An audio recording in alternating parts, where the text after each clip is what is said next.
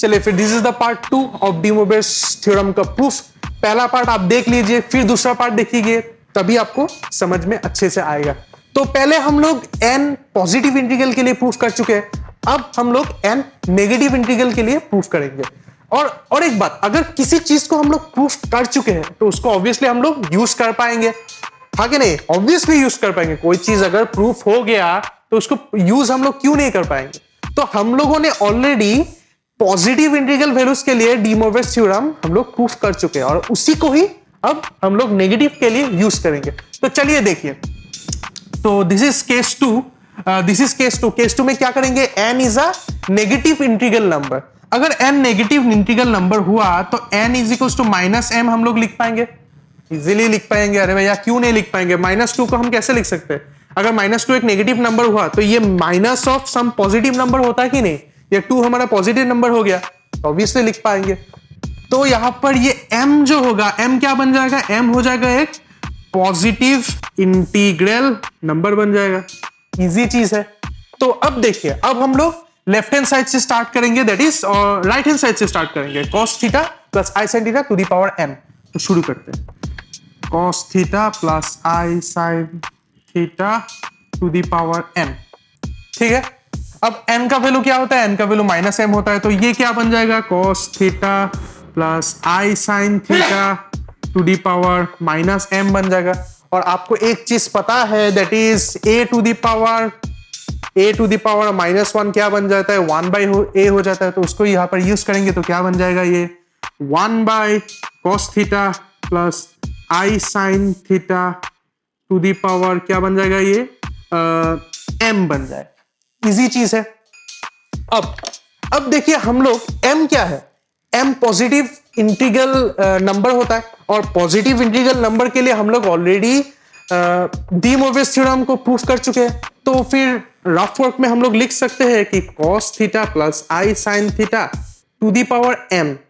m क्या होता है? m पॉजिटिव इंटीग्रल होता है। तो डी मोबियस थ्योरम लगाने से क्या हो जाएगा? m theta plus i sin m theta बन जाएगा।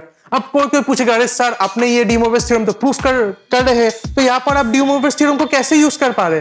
अरे फिर से बोल दे रहे, m क्या होता है? m एक पॉजिटिव इंटीग्रल नंबर होता है और पॉजिटिव इंटीग्रल नंबर को ऑलरेडी हम लोग प्रूफ कर चुके हैं। और अगर ऑलरेडी कुछ चीज प्रूफ हो चुका है तो उसको यूज हम ऑब्वियसली कर सकेंगे, तो उसी को ही हम लोग यहाँ पर यूज कर रहे हैं। तो cos theta plus i theta m का वैल्यू क्या हो जाएगा? ये बन जाएगा। तो यहाँ पर लिख देते हैं इसको, ये हो जाएगा cos m theta plus i sin m theta. Easy चीज है, बढ़िया चीज है। अब देखिए ये n जो होता है, n का वैल्यू क्या होता है? -m होता है। तो m का वैल्यू क्या बन जाएगा? -n हो जाएगा।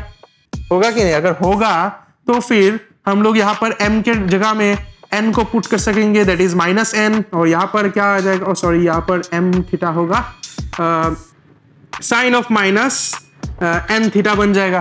ठीक है, आप लोगों को पता ही है कि माइनस कॉस से बाहर आने से प्लस बन जाता है, that is 1 cos n theta. और साइन से माइनस अगर बाहर आता है तो वो माइनस हो जाता है, तो -i sin n theta. Easy चीज है।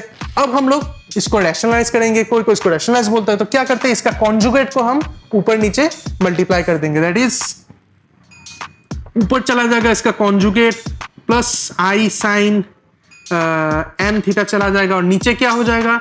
cos n थीटा प्लस, और ये ब्रैकेट इधर नहीं होगा, i sin n थीटा, ये माइनस होगा और cos n theta plus i sin n theta. अब बहुत लोगों को यहाँ पर कंफ्यूजन होता है कि सर आपने यहाँ पर क्या किया? तो देख लीजिए क्या करते हैं। अरे भैया, अगर हम लोगों के पास एक कॉम्प्लेक्स नंबर होता है a प्लस ib, तो उसका कॉन्जुगेट क्या होता है? उसका कॉन्जुगेट हो जाता है a माइनस ib। सिर्फ इमेजिनरी पार्ट को हम लोग चेंज कर देते हैं। अब देखिए, अगर किसी का फॉर्मेट ऐसा रहता है तो हम लोग क्या करते हैं? ऊपर नीचे उसका कॉन्जुगेट मल्टीप्लाई कर देते हैं। तो वही क्या इधर, ये देखिए, ये नीचे माइनस था तो माइनस को हम लोग ऊपर लेने से क्या कर देंगे? इसका कॉन्जुगेट को मल्टीप्लाई कर देंगे और cos n theta plus i sin n minus i sin theta, इसका कॉन्जुगेट क्या होगा? मिडिल में प्लस जाएगा, तो प्लस को हम लोग नीचे भी मल्टीप्लाई कर चुके हैं और ऊपर भी मल्टीप्लाई कर चुके हैं। वही क्या, इजी चीज है। अब देखिए सिंपल कैलकुलेशन से क्या बन जाएगा? सिंपल कैलकुलेशन से नीचे वाला पार्ट क्या बन जाएगा, देखिए एक बार, ये ऊपर वाला सेम ही रहेगा, cos n theta plus i sine n theta. नीचे वाला क्या बन जाएगा, ये देखिए, ये हो गया a माइनस बी और ये हो गया a प्लस बी, तो easily a square minus B square format में चला जाएगा। That is cos square n theta और minus I sine n theta whole square. Easy चीज है। अब नीचे वाले को थोड़ा सा सिंप्लीफाई करेंगे तो क्या आएगा, देखिए cos स्क्वायर n थीटा आएगा और राइट साइड में देखिए आई स्क्वायर है, आई स्क्वायर को मल्टीप्लाई करने से -1 आ जाता है और ये जो माइनस है और यहां पर भी एक माइनस है, दोनों माइनस को मल्टीप्लाई करने से ये प्लस आ जाएगा, that is plus sine square n theta आ जाएगा। और आपको पता ही है कि इन दोनों को प्लस करने से क्या मिलेगा, नीचे 1 आ जाएगा, that is cos n theta plus i sine n theta and that is cos n theta plus i sine n theta which is our required answer. तो मिल गया। हम लोग स्टार्ट किए थे इधर से और कैलकुलेशन करते करते इधर आ गए। आई होप कि सब स्टेप आपको क्लियरली समझ में आया कि कहाँ हम लोग क्या यूज करे हैं, कहाँ कॉन्जुगेट यूज करे हैं, कहाँ ट्रिग्नोमेट्रिक कॉन्सेप्ट्स यूज करे। आई होप सब कुछ आपको क्लियर हुआ है and I hope negative integral number के लिए डी मोरविस थ्योरम का प्रूफ जो पार्ट 2 है वो आपको क्लियर हुआ है।